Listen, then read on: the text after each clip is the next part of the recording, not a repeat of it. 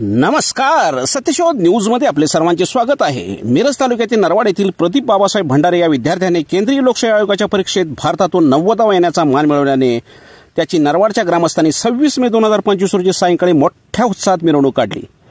प्रदीपने घरची परिस्थिती बेताची असताना केवळ जिद्द आणि चिकाटीच्या जोरावर आई वडील व भाऊ यांच्या भक्कम पाठिंब्यावर नरवाडचे नाव अजरामर केले आहे। प्रदीपच्या यशामुळे नरवाडची मान उंचावली असून सर्वत्र कौतुकाचा वर्षाव होत आहे। यावेळी सांगलीचे विद्यमान खासदार विशाल पाटील व नरवाडचे लोकनियुक्त सरपंच मारुती जमादार यांच्यासह अनेक मान्यवरांनी प्रदीपचे कौतुक केले आहे।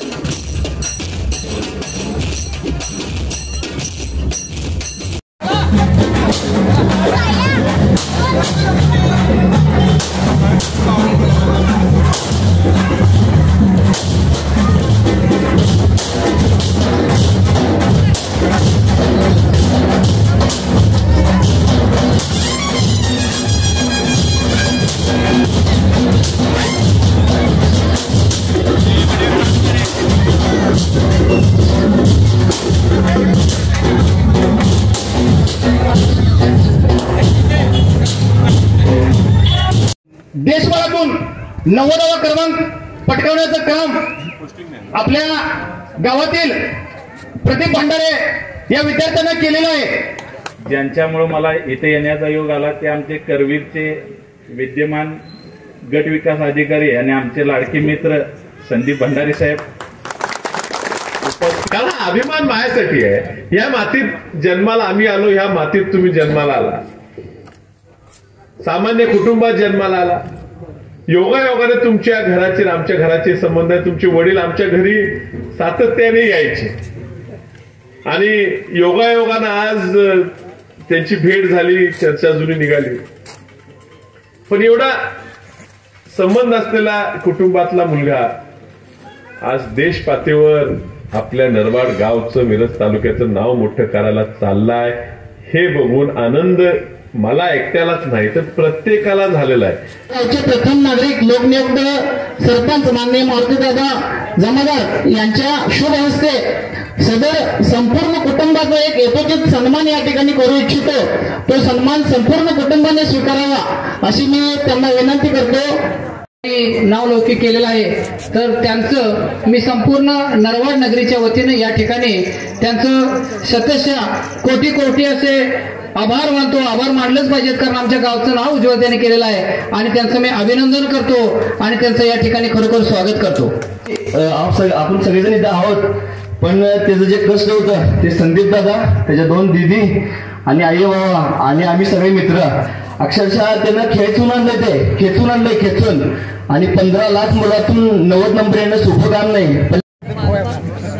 गंगाराम भंडारे हे त्यांचे आजोबा अतिशय प्रतिकूल परिस्थितीमध्ये त्यांनी मुलांना शिक्षण दिलं।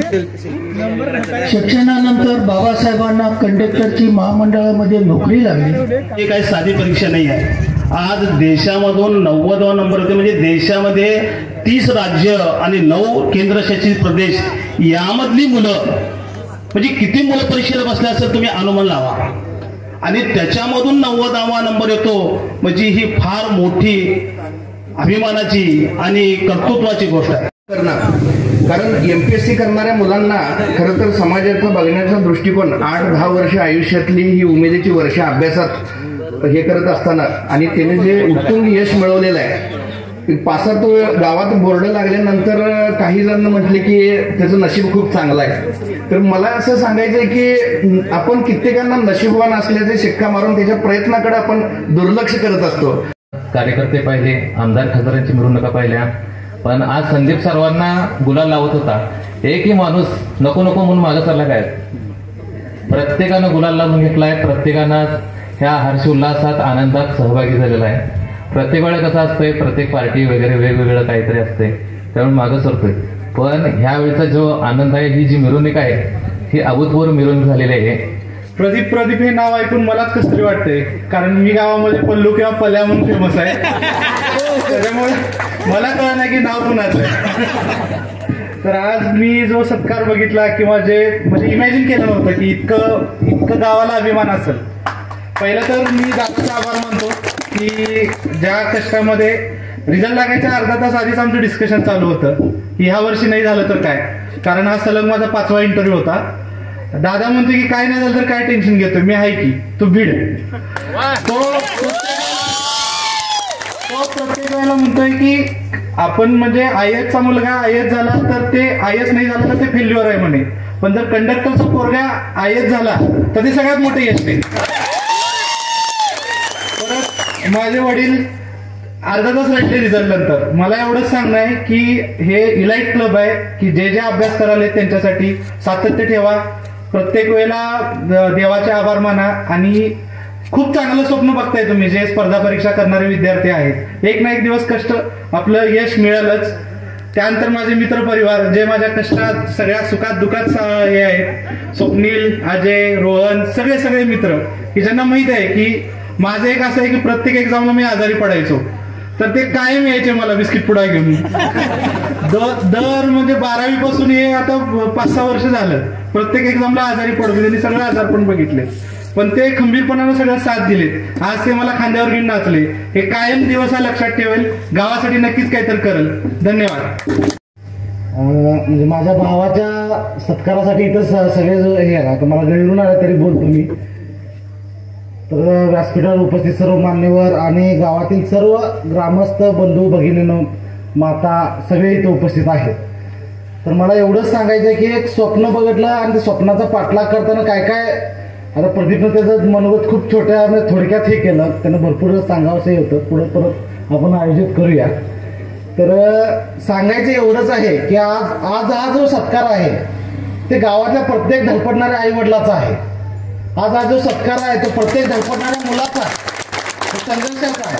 आज कित्येक मुलं, आज सुद्धा आपली मुलं सुद्धा म्हणजे आपले कित्येक आई वडील सुद्धा आपला मुलगा एक चांगला शिकावा, चांगल्या हुद्द्यावर जावा, त्यानं काहीतरी एक नाव कमवावं म्हणून आज सुद्धा गावातले कित्येक आज आई वडील मी बघतोय की कष्ट करतात. स्वतःचं आयुष्याचं म्हणजे जे काय आनंदाचं क्षण ते विसरून जातात. फक्त काय तर आपला मुलगा चांगलं काहीतरी घडावं, आपल्या काहीतरी नाव, आपल्या मुलाचं नाव व्हावं म्हणून. तीच परिस्थिती माझ्या आई वडिलांचा आहे. आज जे काय आहे म्हणजे आज आम्ही दोघं बंधू आहेत, प्रदीपनं मोठं एवढं यश मिळवलं तर याच्या मागं आमचा खंबीर पाठिंबा म्हणजे आई वडिलांचा आहे.